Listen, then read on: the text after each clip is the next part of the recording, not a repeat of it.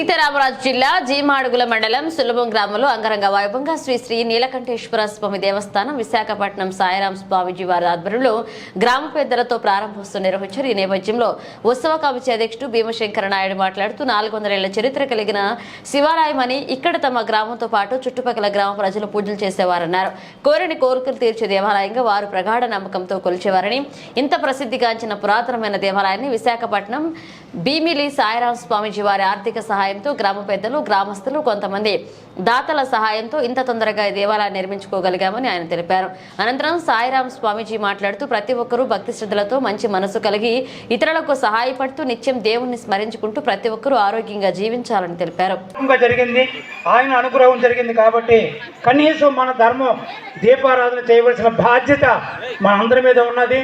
ఏ ఒక్కరి మీద కాకుండా గ్రామస్తులందరూ కూడా శ్రద్ధ తీసుకొని ఎటువంటి రాజకీయ ప్రలోభాలకు పోకుండా, ఈర్ష్యా ద్వేషాలకు పోకుండా అందరూ కూడా భగవంతుడి దృష్టిలో సమానమే. కాబట్టి మీరందరూ కూడా ఆ అవకాశాన్ని వినియోగించుకోండి, ఇది మాత్రం ముఖ్యం. అదేవిధంగా ప్రతి శివరాత్రి కూడా సులభం గ్రామస్తులు మరి ప్రతిష్టాత్మకం.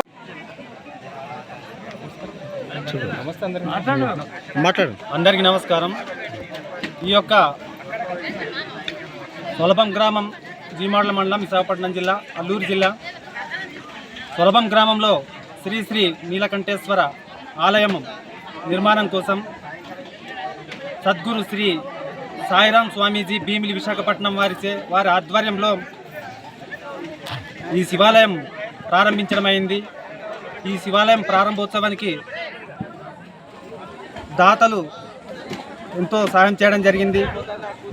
శ్రీ సాయిరాం సద్గురు భీమిలి విశాఖపట్నం వారు ప్రత్యేకమైన శ్రద్ధ వహించి మాకు ఈ శివాలయాన్ని ప్రారంభించడానికి అతను సాయశక్తులు కృషి చేసి మాకు ముందుకు నడిపించినటువంటి సాయిరాంకి మా గ్రామం తరఫున, మా నీలకంఠేశ్వర సేవా సంఘం తరఫున ప్రత్యేక ధన్యవాదాలు తెలియజేస్తున్నాము.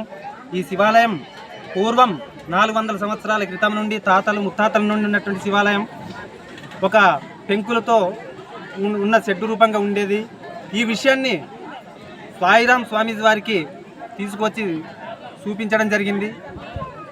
వెంటనే ఉదయానికల్లా ఆయన ఈ సులభం గ్రామంలో వచ్చి ఆ ఆలయాన్ని సందర్శించి వెంటనే మరుసటి రోజు నుండి పని ప్రారంభించమని తెలియజేశారు. శ్రీ సాయిరాం సద్గురు సాయిరాం స్వామీజీ విశాఖపట్నం వారికి ప్రత్యేక ధన్యవాదాలు.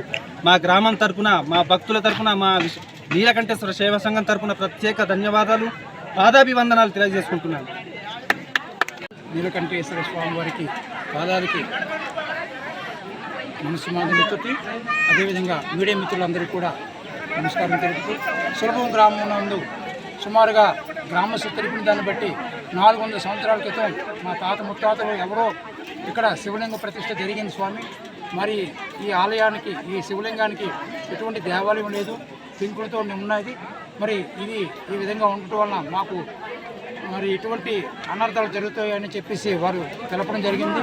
అటు పిమ్మట నా వంతు కృషిగా ఎన్నో విగ్రహాలు, ఎన్నో దేవాలయాలకి మరి సద్గురు సేవాశ్రమం భీమిలి విశాఖపట్నం ద్వారా సహాయ సహకారాలు మన మన్య ప్రాంతంలో ఏర్పాట్లు చేస్తున్న తరుణంలోని ఈ సులభం గ్రామంలోని ఈ నీలకంఠేశ్వర స్వామివారి యొక్క దేవాలయాన్ని కూడా నిర్మిద్దామని కంకణం కట్టుకొని మరి గ్రామస్తులకు అందరూ కూడా ఉత్తేజపరిచి, చైతన్యపరిచి వాళ్ళందరూ కూడా మరి గవర్నమెంట్ ద్వారా ఇచ్చే ఉపాధి హామీ పథకం ద్వారా డబ్బులు సంపాదించిన సుమారు 6 లక్షల రూపాయలు వారు కూడా ఆర్థిక సహాయంతో, శారీరక సహాయంతో వారు వివరాలు ఇవ్వడం జరిగింది.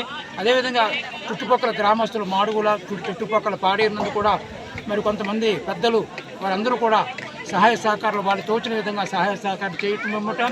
మరి ఈ ఆలయ నిర్మాణం శ్రీరామనవమి రోజున 17వ తారీఖు ఏప్రిల్ 17వ తారీఖున మరి ఈ మరో పునఃప్రారంభానికి శంకుస్థాపన చేసి ఈరోజు మరి ఆగస్టు 28వ తారీఖున, అంటే ఇంత తక్కువ కాలంలోనే ఈ నిర్మాణం జరిగి ఆ శివలింగం మరి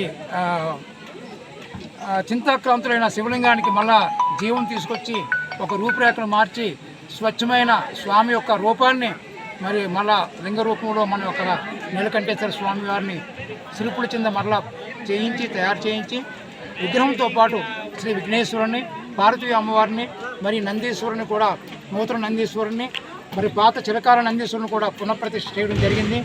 మరి ఈ కార్యక్రమానికి చుట్టుపక్కల గ్రామస్తులు సులభం పంచాయతీ నుంచే కాక సులభం మండలం జీమాడుగుల నుండే కాక చుట్టుపక్కల గ్రామస్తులు అందరూ కూడా పేరు పేరున ఈ గ్రామస్తులు పిలిచి ఈరోజు ప్రతిష్టా దినంగా 5,000 మందికి అన్నదాన కార్యక్రమం కూడా ఏర్పాటు చేయడం జరిగింది.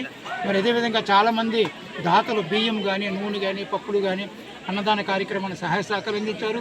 అదేవిధంగా కొంతమంది గవర్నమెంట్ ఆఫీసర్సు, టీచర్సు వారి యొక్క సహకారంతో సద్గురు ఆశ్రమం ద్వారా సుమారుగా 3,50,000 రూపాయలు ఈ దేవాలయానికి విగ్రహాలు కానీ, శిఖర ప్రతిష్ఠకి కావలసిన గోపుర నిర్మాణం కానీ, మరి ద్వారబంధాలు కానీ తోచిన విధంగా సహాయం చేయడం జరిగింది. మరి మాతో పాటే మిగతా వారు కూడా ప్రతి రూపాయి కూడా విలువగా భావించి ఈ మందిర నిర్మాణం అతి తొందరలో పూర్తి చేసి ప్రజలకు అందుబాటులో తేవడం జరిగింది.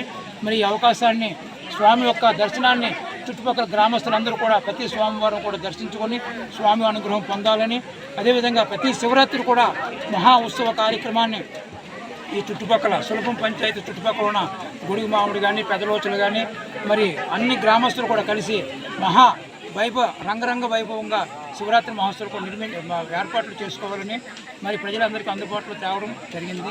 మరి ఈ విషయాన్ని